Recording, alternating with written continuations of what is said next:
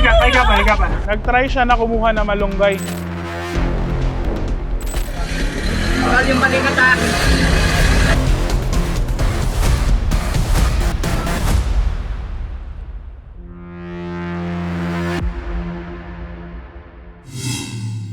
Isang ginang po sa Quezon City ang nalagay sa bingit ng kamatayan matapos maaksidente sa bakod ng kanyang kapitbahay.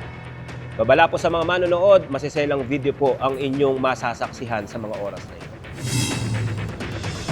Sa unang tingin, akala mo isang simpleng clearing operation lamang ang isinasagawa ng mga tauhan ng BFP. Pero ilang sandali pa, ibang eksena na ang bumungad. Bawal yung balikat ha. Makikitang maingat na pinuputol ng mga miyembro ng BFP ang bahagi ng bakod na bakal. Ito na ang sumunod na tagpo. Mas lalong naging malinaw ang tunay na panganib. Hindi lang pala ito isang karaniwang rescue operation. Dahil ang ulo ng matandang babae nasa pagitan ng matutulis na bakal. At ang mas nakagugulat, isang matulis na bahagi ng bakod na bakal tumusok sa kanyang baba at tumagos sa kanyang bibig. Habang inaalalayan ng isang matandang lalaki ang biktima mula sa likuran. Sa kabilang banda, ang ilan pang rescuers nakatuon sa paghawak sa ulo ng matandang babae habang mapapansin na nakabenda na ang ulo ng biktima. Pagkatapos ng ilang minuto, sa wakas, naputol na ang isang bahagi ng bakod. Ngunit hindi pa dito nagtatapos ang rescue operation.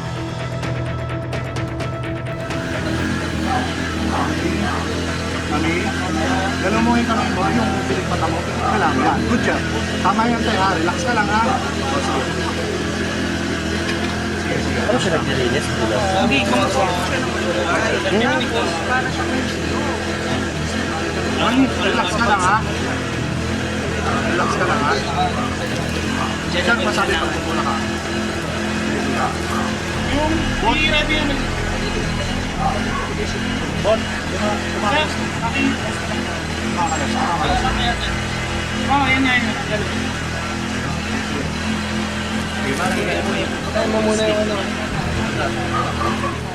Habang isinasagawa ang operasyon, kinakausap ng responder ang pasyente. Dahil sa pagkakataong ito kung saan may nakatusok sa bibig ng biktima, ang pagpapanatiling mahinahon sa pasyente ay tumutulong upang matiyak na maayos ang daloy ng oxygen sa kanyang utak habang isinasagawa ang extrication. Mali nga po ito eh. Teka lang. Sige. Mama, maglalagay lang kami ng tape ha. Gate kayo. Sige po. Sige. Mami, galaw ka ha. Sikit ka ulit. O yan, galing. Relax ka lang ha. Relax ka lang ha.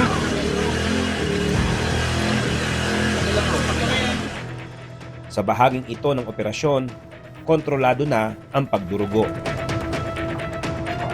Habang ang iba pang tauhan ng BFP nagtutulungan sa pag-set up ng isa pang tulik na gagamitin sa pagputol ng kabilang bakal. Nang maihanda ang lahat ng kagamitan, sinimulan na ang maselang bahagi ng operasyon. Dahan-dahan, kontrolado, bawat galaw, kailangang eksakto. Matapos maputol ang bakal gamit ang hydraulic cutter, mano-manong binasag ang sementong nakapalibot dito gamit ang martilyo.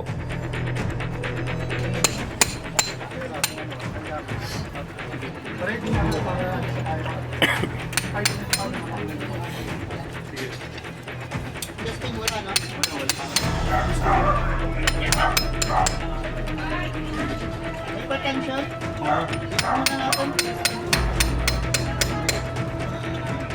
Upang tuluyang maalis ang bahaging pinagmulan ng pagkaka-impale ng biktima, ginamitan ulit ng BFP ng extrication equipment.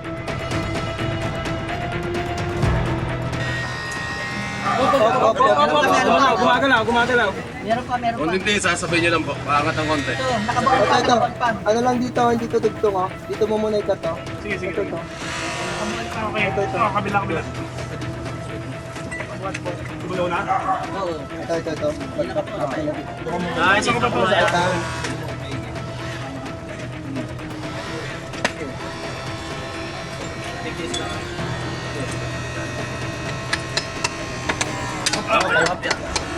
Last na yan, Nay. Last na. Kumuha ng gamit. Dito. Kasi may yan. Nakangat yan. Kaya ako na sir. Dito na. Ano na sir? Apat na yan. Dito na. Hindi, walang dikit. Walang digit na ba? Dito na lang sa kanina. Last na po yan, oh. Sige pa. Tandaan lang Diyos ha. Mama, sandali lang. Sige. Ano na?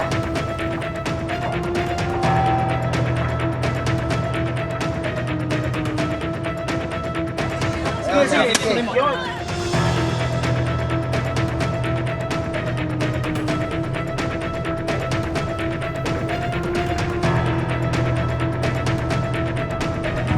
Ay, huwag kayo iyak, Nay. Sir, singitan natin. Ano yung ano? Longboard mo natin, longboard. Dito tayo. Maingat at sabay-sabay na binuhat ang matandang babae at inilagay sa backboard. Ready? 1, 2, 3. Alalay sa ano sa puwet sa kasana, oh. 1, 2. Okay. Bulat mo muna si tatay. Hawak yung bakal, hawak yung bakal. Kuya, kuya. Huwag kang galawin, Nay. Huwag kang galawin. Huwag pupunutin Nay. Ilapit ko yung ano, stretcher. Nay, huwag mong pupunutin ha.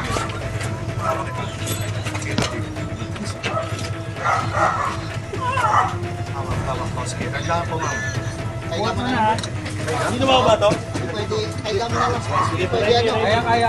Pwede hindi. Tayo, paangat ha. 1, 2. 3. Baba. Mahirap talaga dahil baka may mga matamaan na vital na organ doon sa paligid nung tama or doon sa sugat niya.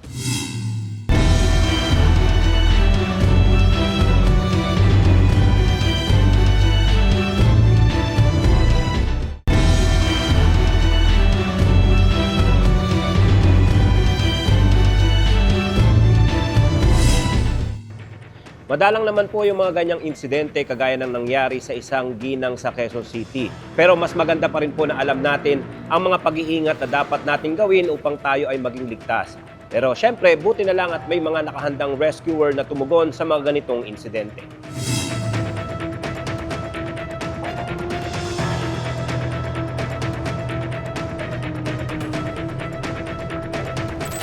Sa isang iglap, ang simpleng gawain na uwi sa trahedya.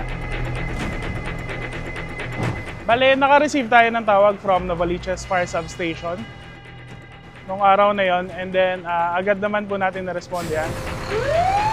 Hindi pangkaraniwan at nangangailangan ng agarang aksyon.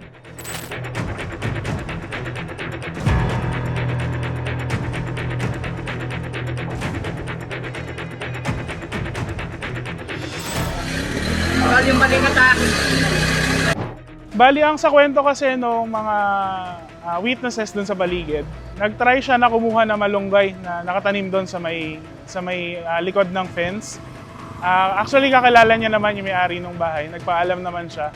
And then, ang sabi, medyo nahilo daw siya and nawalan ng malay.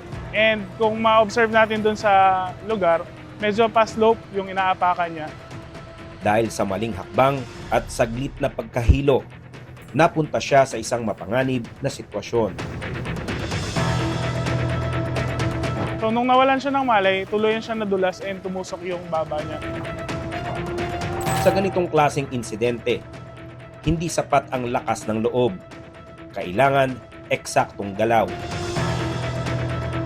So, since sinabi na meron niyang natusok, nag-prepare tayo ng mga equipment na kailangan natin. And then, pagdating natin doon, sinize up natin yung lugar, then chinek natin yung kung ano mga posible na kailangan natin.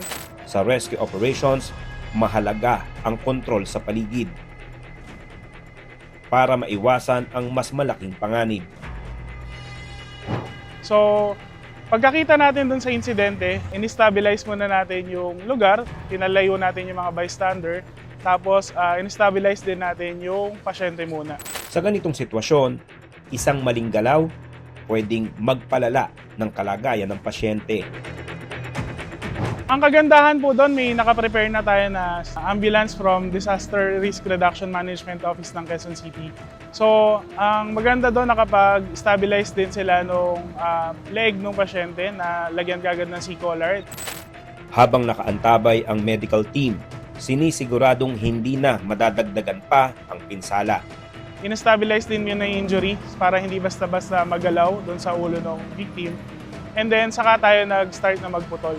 So, pinutol natin yung mga bakal, ginamitan natin ng hydraulic cutters natin. Robert. Open. Okay.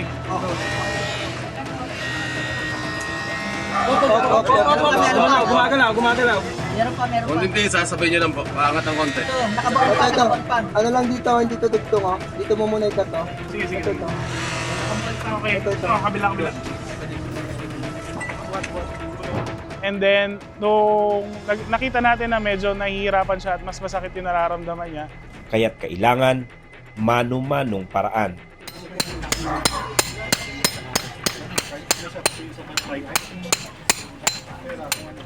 ginawa nating mano-mano na lang, mabakbak yung ilalim para tuloy ang maputol yung bakal at malis siya doon sa pwesto na yun. Bawat segundo, mahalaga. Pero bawat galaw, kailangang eksakto. Mahirap talaga dahil baka may mga matamaan na vital na organ doon sa paligid nung tama or doon sa sugat niya. So kailangan hindi rin talaga basta-basta magagalaw and dahan-dahan tayo para safe na may alis siya doon sa pagkakatusok. So luckily, wala naman masyadong tinamaan na vital doon sa paligid ng injury. So naiwasan yung carotid artery, tapos yung dila hindi rin naman po tinamaan. Yung carotid artery, isa yun sa mga main na blood vessel natin na pag tinamaan, most probably fatal talaga. Last na yan, Nay. Last na. Kumuha ng gamit. Dito. Kasi nung yan. Nakangat yan. Kaya ano sir? Dito na. Ano na sir, Nakakat na yan. Dito na. Hindi, walang dikit. Walang dikit na doon. Dito na lang sa kanina. Tapos na po yan, oh. Mabilis, pero maingat. Yes, kailangan mabilis pero kailangan din natin mag-ingat. Dahan-dahan din kasi yun nga, baka may mapalala natin yung sitwasyon. Sa likod ng bawat operasyon, may takot, may kaba, pero kailangang magpatuloy. Dahil para sa kanila, hindi ito basta trabaho. Ito ay responsibilidad. Siyempre pag mga ganito, hindi naman usual natin na i-encounter. Pero marami na rin kaming mga insidente na ganito na nalaglag sa isang structure tapos natusok sa puno o sa kawayan o sa bakal sa under construction na building. So pag mga ganito, siyempre sasanay din yung pag-iisip natin. And siyempre, mind over body kailangan ma-overcome natin. And since trabaho namin to, kailangan pa rin natin gawin yung dapat gawin kahit kinakabahan tayo. Sa mga ganitong rescue operation, hindi sapat ang lakas ng loob, kundi pati ang tamang kagamitang dinisenyo para sa mga sitwasyong halos imposible. So ito yung mga ginagamit natin for extrication, mga hydraulic tools and equipment natin. So we have hydraulic spreader and cutter. Pag may mga naiipit na tao sa loob ng sasakyan kapag nagkaroon na isang aksidente. Then we have our generators here for collapse structure, yung spare SCBA tanks natin na pwede rin natin gamitin for lifting bags natin na ginagamit din for collapse structure and vehicular accidents kapag kailangan. Lighting systems. Ayan, so ito po yung mga gamit natin. So collapse structure search and rescue vehicle ng Bureau of Fire Protection Special Rescue Force. Ito pong truck namin ay nag-specialize sa pag-responde sa mga complex and complicated situations. So aside from sunog na nare-respondehan ng bumbero natin, ito po yung mga special equipment na kailangan kapag hindi lang sunog yung re-respondehan. So, ang truck po na to, wala pong laman na tubig, wala po siyang fire pump, walang fire hose. Puro tools and equipment yung laman niya. Pero paano kung ikaw ang makasaksi ng ganitong insidente? Pag naka-encounter tayo ng ganitong scenario, unang-una, kailangan hindi rin natin basta-basta gagalawin muna yung victim dun sa pagkakapwesto niya. Then tumawag agad tayo ng tulong. So meron tayong mga otoridad at katulad namin sa Bureau of Fire Protection, Special Rescue Force na may kapasidad na rumesponde sa mga ganitong klase ng insidente. Tumawag agad tayo para matulungan din po agad tayo. Simpleng bakod, pero naging sanhi ng seryosong panganib. So doon mismo sa insidente na yon, in-advise natin yung may-ari ng bahay na alisin yung ganon dahil pangalawang insidente na pala yun. Buti nung una may nasugatan lang na minor lang. Pero ito nga medyo malala. At makikita natin na delikado talaga yung pagkakapwesto ng fence doon kasi kung isipin natin, wala ring purpose dahil mababa lang naman siya, less than 3 feet lang yung taas ng fence. And yun, mataas yung tendency na makasugat o makapinsala sa ibang tao. Nilagyan na ng takip ang bawat matutulis na bahagi ng bakod. Siniguradong wala nang nakausling bahagi na maaaring makasugat. Sa simpleng pagbabagong ito, nabawasan ang panganib at naging mas ligtas ang paligid para sa lahat. At sa oras na kailangan ng tulong, may mga taong laging nakahandang sumagip kahit walang hinihinging kapalit. Bilang mga bystanders sa ganitong sitwasyon, malaki po ang atin pong magagawa. At ito pong mga steps na atin pong gagawin, ito po ay magiging kaligtasan or magiging kapahamakan ng ating pong mga tutulungan.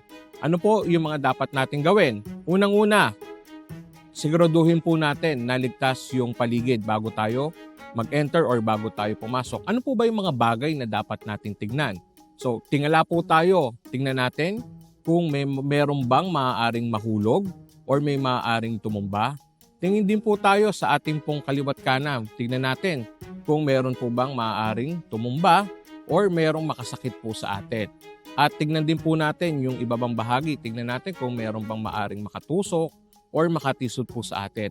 Ang tawag po natin dito ay scene safety. So napaka-importante po sa kahit saang aksidente or isang insidente, bago tayo pumasok, upang tumulong, siguraduhin po muna natin na hindi magkukos ng harm, ng panganib, or ng injury para sa atin yung lugar na kung saan po tayo tutulong. Pangalawa, tayo po ay tumawag ng tulong. Tumawag po tayo ng mga rescue at tumawag po tayo ng ambulance. At sa ating pong pagtawag, napaka-importante yung mga detalye na ating pong ibibigay. Bakit po? Dahil most of the time, ay hindi natin na i-relay, hindi natin na i-describe yung sitwasyon ng isang insidente. Dahil sa mga ganito pong pagkakataon, napaka-importante na ma-relay natin doon sa ating pong mga kausap yung sitwasyon ng isang aksidente or ng isang insidente. Nang sa gayon, ay makatawag tayo or makapagpadala sila ng mga appropriate na mga rescue unit or rescue group na may capacity at may capability na makapagsagawa ng mga ganitong klase ng rescue operation. Dahil hindi po lahat ng mga rescue or ng ambulance ay may capacity na mag-handle ng mga ganitong circumstances. Dahil ang tinatawag natin dito ay yung mga specialized or mga technical rescue aspect. Hindi lang siya basta ordinary na insidente or aksidente. Pangatlo, sasabihan natin yung pasyente na siya ay kumalma at huwag magkaroon ng mga unnecessary movement. Bakit po ba napaka-importante na mapanatili natin siyang kalmado? Dahil pagka po ang pasyente natin ay hindi po kalmado, maaari siyang magkaroon ng mga unnecessary movement. Na yung mga movement na yon ay maaaring mga hulugan ng kaligtasan niya. Dahil yung parte kung saan siya natusok, very delicate area po ito. Marami pong mga vital parts ng ating pong katawan na nandoon sa area po na yon. Kaya any sudden or unnecessary movement, maaari pong ma-damage yung mga parte ng katawan po niya. At panghuli, maaari natin gawin ay i-stabilize natin yung head sa pamamagitan ng paghawak sa ulo. Kaya kung makikita po natin doon sa video, merong isang tao na humawak doon sa kanyang ulo. Yun po, bagamat masasabi natin o makikita natin na napakasimple lang, pero crucial yung ganong klase ng ginagawa. Dahil siyempre, kung titignan natin sa aspeto ng pasyente, ilang minuto na siya na nandun, so nakakangawit yun. Kaya importante na merong nakahawak sa ulo para mawalan ng movement yung pasyente. Sana po ay may natutunan kayo sa episode ngayon ng Lifesaver. Yung insidente po na nangyari sa isang ginang sa Quezon City ay magsisilbing aral sa atin na mag-ingat. Dahil pagdating po sa safety, meron pong tinatawag na unsafe act at unsafe condition. Yung pong dalawang bagay na yan ay pwedeng mag-cause kung hindi natin i-consider, pwede yung maging reason kung paano tayo ma-aksidente, paano tayo masusugatan. Yung unsafe act po, yung alam mo na pwede kang mapahamak, ay gagawin mo pa rin. So, yun po yung tinatawag na unsafe act. Pag sinabi naman pong unsafe condition, alam na po natin na may delikadong lugar, delikadong bagay na gagamitin natin sa isang task, pero gagamitin pa rin natin siya. Pwede po yung maging cause kung na tayo ay magkaroon ng injury. Kaya naman po dapat i-consider po natin palagi ang safety natin at syempre yung safety po ng mga nasa paligid natin. Hanggang sa susunod na linggo po, samahan ninyo kaming matutong muli ng iba't ibang first aid at iba't ibang disaster preparedness dito lang sa Lifesaver. Ako po si Benedict Galasan. Magandang umaga po.